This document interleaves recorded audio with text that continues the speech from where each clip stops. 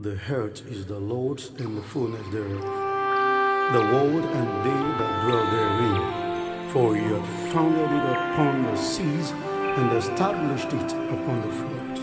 Who shall ascend into the hills of the Lord, or who shall stand in his holy place?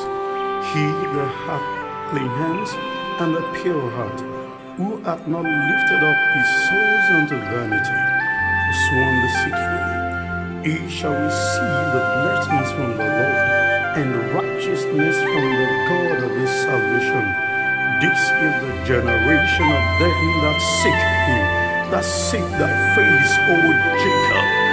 Lift up your heads, O ye gates, and be ye lifted up, ye everlasting doors, and the King of glory shall come in. Who is this King